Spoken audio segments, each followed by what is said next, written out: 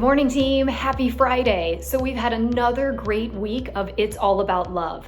I really enjoyed this week because I get really excited when I talk to agents about their value statement. And that is really you as an agent taking a step back and taking the time to write down your differentiators in this marketplace. What makes it so great to work with you? And what we encourage you to do this week was to really hone in on your top 3 differentiators and figure out how to weave those 3 differentiators into a value statement. And the idea about a value statement, it should be a statement, not a paragraph, but it should be a really synthesized articulation of what it is like to work with you. And at the end of the day, if somebody is working with you, why it matters and why it's going to be valuable to them. So once you've really figured out what your value statement is and you've written it out, the next thing to really focus on is getting comfortable saying it over and over again, being able to present it to people in your sphere of influence so it really just sort of rolls off of your tongue and sounds really natural. And the best thing that you can do is that if you create this value statement and make it easy enough for people to understand, it also allows your brand ambassadors to take that statement and articulate to others why they should work with you. So this morning, I want to talk about the concept of practice makes perfect. And let's face it, practicing anything is always going to help us with our game. But in doing some research for this morning's talk, I was actually online and I came across a TED Talk, and there was a girl on there. Her name was Tuller. And she was a graduate student of piano performance. And she gave a talk about practice making perfect, but actually saying that it is perfect practice that makes perfect. And I absolutely loved that statement. And so I listened to the rest of her TED Talk, and it gave some great insight into the differences of just practicing or doing or making sure that your practice is perfect. So she broke it down into 3 differentiators or 3 key concepts, and that was consistency, evaluation, and repetition.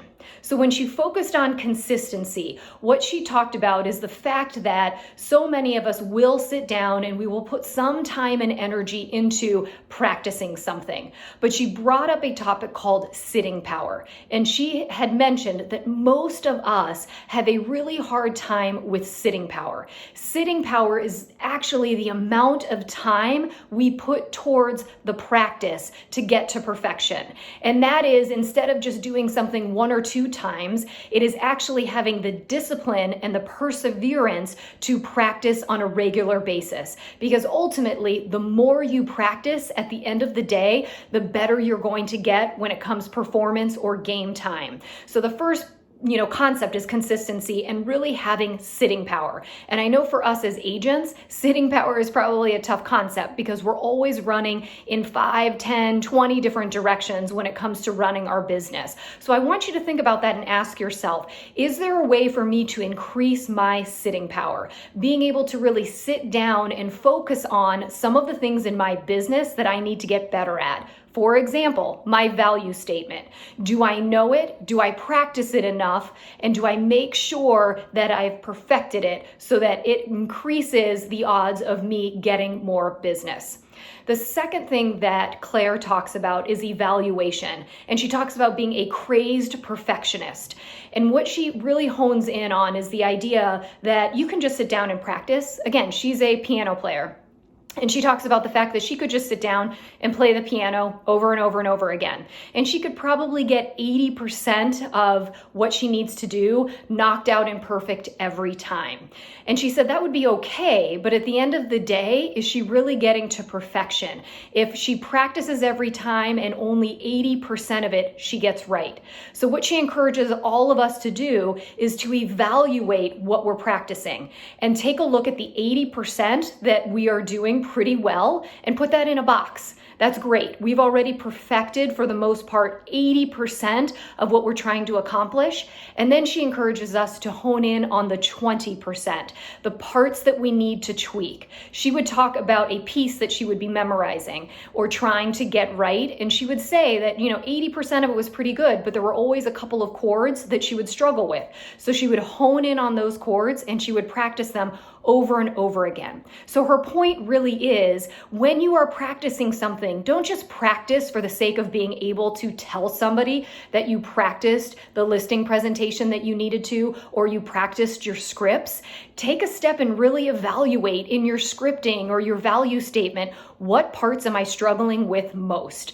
And of the 100%, 80% of it you might be doing well. Let's hone in on the 20% and let's practice that more regularly. The last thing that she talks about is repetition. And repetition is so key. I actually think of Michael Jordan in regards to repetition. They used to say that he practiced so hard all the time so that at game time, his body didn't even have to think about what he was doing because he had created such muscle memory when it came to making that jump shot in the last 30 seconds of the game.